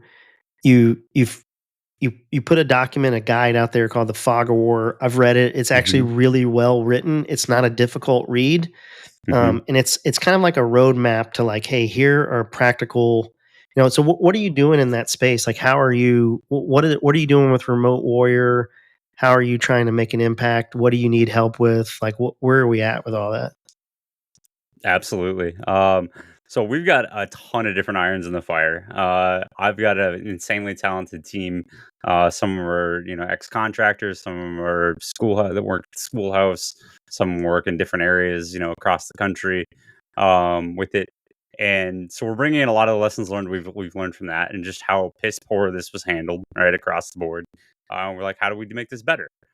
So one is education, right? So being able to do things like this, right, and educate people and crush these stigmas and everything else with it, and go, listen, this is how it actually freaking works. Because the chuckleheads that have come out and talked about this openly in the last decade or 15 years, whatever, didn't always get it right, and put a really bad light on this, which is why Netflix is running the stupid shit they are, and there isn't a good drone movie out there, period, with it. But being able to bring in like this fog of war guide, right? This one's a no nonsense, just complex PTSD guide, right? I say complex PTSD because I don't agree with PTSD as a diagnosis for this, because everything with it, including the intake with the PTSD checklist that the VA uses and every other clinician uses, is the PCL5. And right away, when you read like the first or second question on that, it talks about the event. So right away, I'm like, this is bullshit, because I Yeah. have 10,000 events. I We don't talk have about the this all the event. time, that it's never just one thing. Yeah, exactly. And so it's ridiculous. So this is what kind of started all this, right? I woke up, shot up. I'm not even kidding you. It was about 67 days ago. I shot up out of bed, looked at my fiance, and said, I need to fix this. Because no one's doing anything after 7 years of kicking around a VA system that won't help me, refuses to listen, and just is like, just go sit in your corner. And I'm like, I am fucking losing my mind over here, because all my brain does is now analyze every single noise, sound, anything, because in my head at any given time, and it is the most exhausting shit ever to live through. So we created this guide to just put words to it, right? Because that's the one thing that I realized really quickly is people don't understand how to describe this, right? Or they think, just like any veteran, they think, oh, what I'm going through is exclusive to me, right? I'm the only one dealing with this. That's why you get isolation. That's why you get 22 a day thing, all of it, right? And so I'm trying to bring that light to that in one, and we've taken it so much farther with this. We have not only these guides, we've got family guides. So people that have, if they have spouses, kids, whatever, we've used our no kidding lessons learned, right? And put those into words for these people and help them navigate these systems. And again, nothing clinical. I'm not saying, hey, if you do this, you're going to be cured. No, it's just making sense of this really fucked up ball of wire that's in your head, and you're trying to straighten out. And every time you talk to somebody, they go, well, maybe just like take one event and we can run with that, and then then we'll shove that square peg into the round hole and then it'll work. And it's like, this is stupid, because then all they do is end up re-traumatizing the person with it, which is why I hate evidence-based therapy for any of this, for it. So that's why the guide got created. We've got 10 different guides on our site for this, across the board, that cover anything from transition. We've got complete breakdowns of educational materials for industry, the VA, all the areas, all the gaps that they have in their systems. We've identified, because we've all lived it. We've sat and kicked around this. We have 20,000 flight hours combined between 5 of us, and over 65 years of experience between the five volunteers that are on this staff here. And that's the crazy part, is nobody's fucking making a dime on any of this. We're just doing it because we're all pissed off and disgruntled and tired of every system being like, well, that's not real. And it's like, what are you talking about? It doesn't make any sense. Are you serious? So that's our big staple, is the education piece to this. Is a big one. I think your website's laid out pretty good too. If you go to www.remotewarriorllc.com, what's kind of cool is, if you're a veteran, you just go to the For Veterans tab, and then you can scroll down, and there's different downloads you can do. The one I think is really cool is what your provider needs to know, where you can kind of educate them to take to their provider. There's an identity and transition, or transition and identity one, which we talk about all this time. Is like, identity is like, don't marry your military to your identity, because you're gonna be very disappointed when you're my age, and you're post military. So, and then there's a tab for providers, where if you could send a provider to this, hey, there's a whole thing, and I'll link. This will all be in the show notes. You can. Then there's a get involved tab on there. And the one question that I have for you is, have you taken this to any type of legislators or anybody? Is there anybody in Congress that's help? I mean, because ultimately, like the representative from the state of North Dakota works for you. So, like, are Mhm. they doing anything? Is there any help from the legislative side of the house? No, not for lack of trying. We're working through it, and we're making connections daily. For this type of stuff, and trying to find ways to push it. And we've got a couple really big things coming down the pipe that I can't give specifics on just yet until it's wet on paper. But that's exactly part of the avenue we're looking at. Right, is the legislative part of this, because this needs such a massive overhaul across the board Yeah, in intake language, and that's the other pieces that we've created. I flipped the PCL on its head, tore it apart, and rebuilt it, and created an actual applicable intake form for remote warriors for mental health, including scoring for Well, the entire damn thing. it's almost like the VA should be structured in a way that they have culturally competent people. I know it's a far stretch, but I mean, if you just Yeah. had like infantry or ground force people that liaise with these people when they're going through, or helicopter specific people, or what you guys have, it's so frustrating because 9 times out of 10 when you talk to somebody, they don't have any fucking clue. You Mm-hmm. know what I mean? And most of us don't want to go in there and make a scene, right? Like, I Yep. don't want to stand on a chair and be like, you're not fucking listening to me. Yeah. I did X, Y, and Z, because it's just kind of not part of who the majority of us are. Absolutely. And so the Absolutely. fact that they don't have any way to connect, right? If somebody doesn't know what you do, especially if you get like a civilian doctor and you're trying to explain it to them, they're like, oh, okay, that doesn't Mm-hmm. sound so bad. And you're like, well, well, and you there's didn't do nothing it. culturally. There's not a lot of movies about it. Like if you say, Yeah. "Oh, I'm a Black Hawk pilot," people are like, "Oh, like Black Hawk Down," like Mm-hmm. there's. So You can everything you did point was to- horrible. Yeah, Like, it's the you know what I best. mean? So, or if you're a Navy SEAL, like Oh you're God, pretty if you're a much Navy God. SEAL, Yeah, yeah, Yeah. the world is open to you. yeah. Yes. You can do whatever you want. Kevin Gatley No. never has problems. Let's No, just he's a say Navy SEAL. he's a Navy SEAL. He is a Navy SEAL. But so what's the next? I mean, you're working on your PhD. You're doing your Mm-hmm. doctoral thesis. Is that what you do in a doctorate? That Yeah, seems I'm like my program's a little bastardized because, of course, you take an aeronautics guy. I've got multiple degrees in aeronautics, and then kick over to psych, and they go, I don't know what to do with you. yeah. So I'm working on a thesis right now with it, but to eventually move to the dissertation. But that's the funny thing is I already ran a survey on this, just a generic one. I was trying to rebuild the PCL5, and I had over 200 responses in 96 hours. Which you will never be able to pull that amount of people from this career field, and with anyone else doing it. The Air Yeah. Force has tried 4 times and failed. Nothing against those guys Shocker. doing it, but they're missing the mark again with it, because their focus is with all of the studies that have been done in the past. There was one in 14, 19, and 23 that all were focused on active duty operators. So no one's looking at the veteran population, because we just said, right, 30 minutes ago that, hey, this stuff doesn't hit you until you pick your head up and walk out of that box and take that uniform off or take that polo off. And so they're missing the complete demographic, Yeah. which is why we have such high suicide rates within it all there. And it's insane. So we are ripping this thing apart as fast as we can. I'm working right now on piloting 2 different programs within my own home for smart home tech for PTSD treatment. Because there's so many things, especially when you're in a full-blown panic attack, right? Your your working brain shuts off, right? And you go into full-blown survival mode.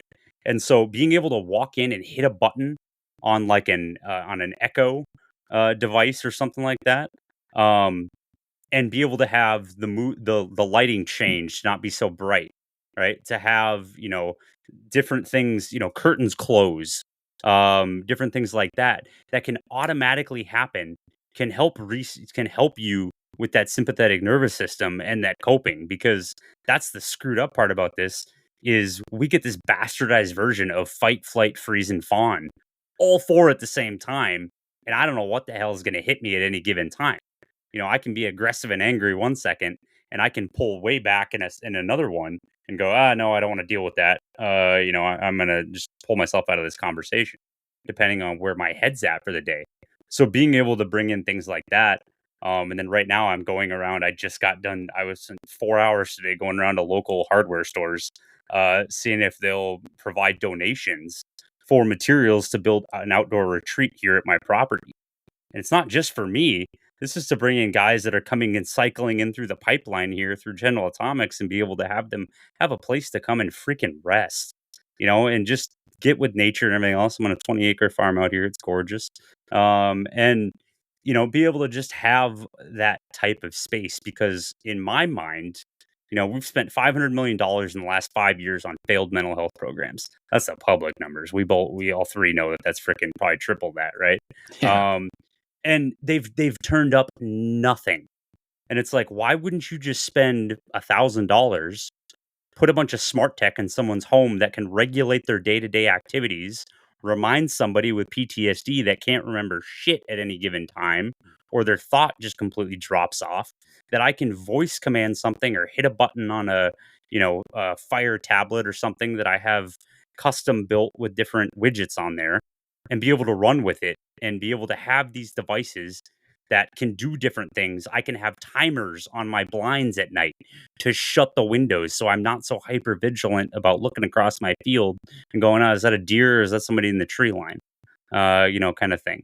There. So, like I said, we're looking at this at almost every single angle. There's not a partner we won't touch when it comes to who can work with us and be able to help push these things forward, because whether it's, bumper stickers and t-shirts are great, but we need freaking real damn change across this, and the ripple effect here is the beautiful part.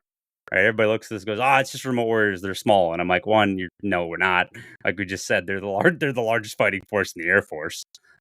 Period. Just the DoD doesn't want to admit that. But also, what this could help SOF. This could help law enforcement.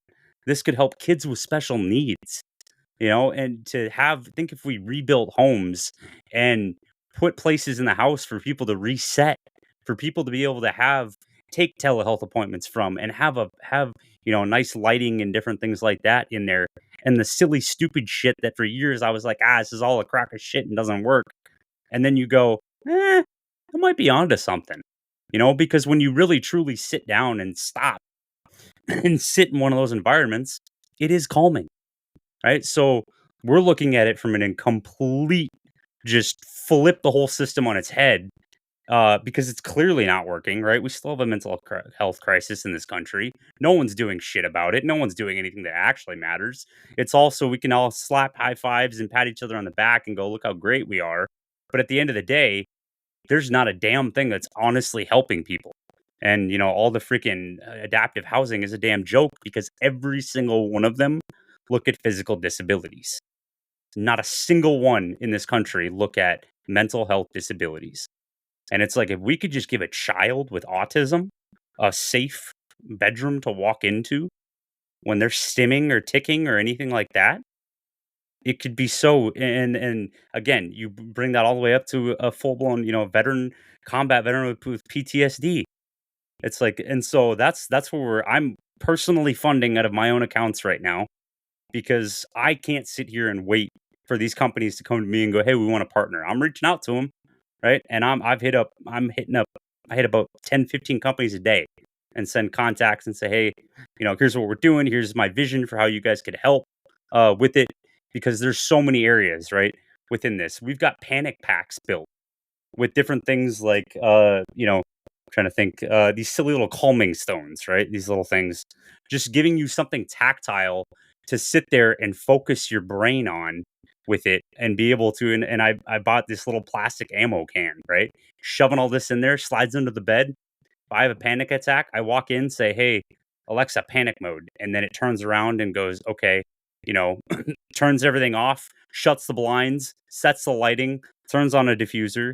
I reach under the bed, grab my panic box, kick that thing open, slap a weighted cushion on my lap because blankets get too heavy and hot, and I'm good. And crack my ice pack that's in my panic box and set it on my chest to help with my sympathetic nervous system.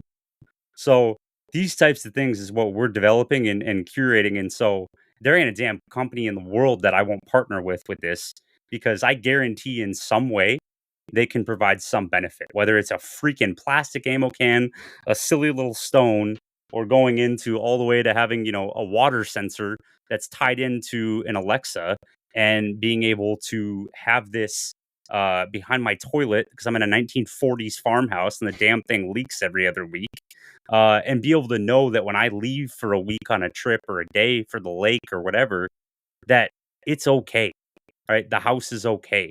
So we're exploring many options within temperature sensors, within regulation there, right? And the hard thing is all this stuff is really freaking expensive when you start adding it up.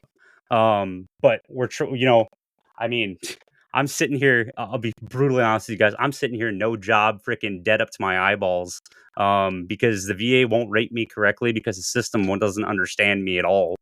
And I can't work a normal job because I don't know when that punching bag is going to decide to open up at any given day, and it's really hard to explain to someone when you're high functioning that, oh, by the way, I need the day because I'm gonna fucking die otherwise.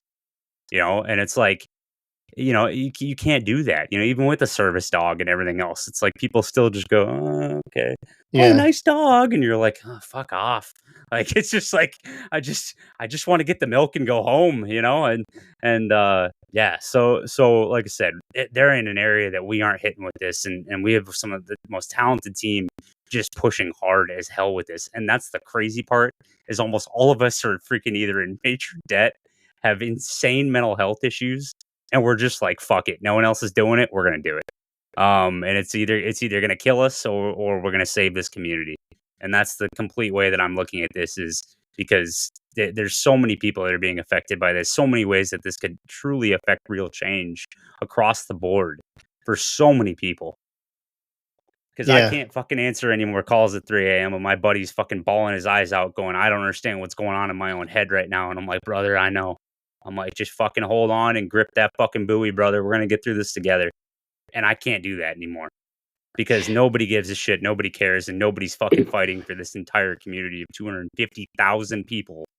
And we're all just going, it's okay. And we're like, this is the future of warfare. We already know that. And we're not doing anything to take care of these people. Doesn't make sense. Yeah. Yeah. I think those, General Atomics or the people that make those are complicit to some degree in this. I mean, they didn't know when they did it. They were just answering the call, but there's got to be some way to partner with these. I mean, it's a tax write-off at a minimum for them. One thing before we wrap up is what it is anybody, this people think I'm weird when I say this, but like, have you guys looked at psychedelic therapy? Mm-hmm. And absolutely. I would highly recommend if anybody that is interested, like you can listen to episode 34 and 42 of our podcast. Those are play-by-play our experience with psychedelics. And then also one of the sponsors of our show, Nick O'Kelly, has a YouTube channel where he is ultra open and honest about his struggles with mental health. Exactly what you said. Like, he talks about he just got to one point where he had no idea why he felt the way he felt or was depressed or whatever. And so I think it's kind of worth mentioning his channel just because he kind of normalizes it and puts it on Front Street and also shows that he has like a good job and is able to, like, there is a life after this. And so I would recommend people check out that YouTube. You can just Google, I think it's the Nick O'Kelly, but we'll link to it in the show notes. You can go there. But I would, and do you guys have like a GoFundMe or like a way people can donate? I think it's on your webpage, right? Yep, we've got And we run Ko-fi campaigns for different things for being able, because we print out the guides yeah, for them, and I'll show you the one right here. It's sitting in my desk drawer. This is what the printed out guide looks, right? Nice little J-Fire style for what we always carried around in our pockets all the time. With it super thin, like you said, easy reading. With it, and so I shipped the first one down to Holloman 2 weeks ago. okay, For it, and that's not in a partnership. That's in a, dude, these are here, take them. yeah, Because yeah, again, we don't have time to sit here and go, oh, we got to play nice with everybody and make sure everyone's copacetic about this. It's like bullshit. Either take this, and then when you later on down the road, you can go, oh, look, we did this, or you can keep ignoring the issue, and people keep dying because of it. And I don't even want to know what the stats are for our career full alone, because one, it's never been looked at. I guarantee that. But I would guess it's pretty high with yeah. that type of thing. Yeah, I don't know, man. You kind of changed my mind. Like I was kind of like going into this, I was like, fuck those guys. Like they don't do shit. And now I'm like, holy shit. I was totally wrong about it. Like there's a lot of stuff going on here. So Absolutely. but dude, is there anything that you want? I mean, I think you you got a lot out. Is there anything else that you want to tell everybody? Because I'm kind of like I don't even know what to say. Like I just now it's very clear to me after the way you articulate it. It's like holy shit, yeah, like this is probably a problem, like a serious problem. What did we? Any last thing that we forgot, or you want to pitch or get out there? Yeah, I mean, I don't think anything's like super specific, right? You guys did a great job facilitating the conversation throughout and hitting on some really good points with this, right? The stigma's the biggest, right? Education is huge, right? So, the people that are out there and saying like, "Oh, these guys are just doing this," like, man, just watch some of these interviews, watch some of these podcasts, share them out there, talk about it, because these guys are just dying in silence, completely, and because they don't feel like anyone understands, and I know that because 80% of my community in that 200-person survey said they won't even touch the VA fear due to fear of lack of understanding. So it's just there's so much out there. And so the more we normalize it, the more we talk about it. And if someone knows a remote warrior in any way, right? Doesn't have to be drones, doesn't have to be RPAs, it can be cyber intel, anything like that, right? Send them our way. We got a Discord, we've got tons of resources. We've got, just new stuff popping up daily. I mean, I am cranking out content as fast as my fingers will go. Just trying to help this community because there's a 20-year cone of silence around this entire thing that we are now trying to unfuck at the end of the day and make better for this entire thing, because it just doesn't exist otherwise. Yeah, man, I think that's pretty succinct. And I didn't even think about the cyber folks and Mm-hmm. all the, but yeah. Before we go, where can people find you? Like on your, do you do the socials and stuff, or Oh yeah. where's a good place? And we'll put all this in the show notes as well. But what's the best way to get up with you if they want to connect with you via social Yeah. media? Absolutely. We're on LinkedIn, Facebook, Instagram, TikTok, all underneath Remote Warrior LLC. Some bastard took a Remote Warrior from me. So so we're on all those, just constantly growing those. My channels for like Facebook and LinkedIn, I'm super active on those with it as well. And people are more than happy to hit us up there. Otherwise, it's just info@remotewarriorllc.com. Is a real quick and easy way to get a hold of us. My whole team sees that, and we'll get it handled and get people pointed in the right direction, because this isn't just about the communities, right? It's about the legislation, it's about the VA, it's about industry, right? It's about all these things that we're talking about that have ignored this for too long, and these people are straight up just suffering, but nobody knows it.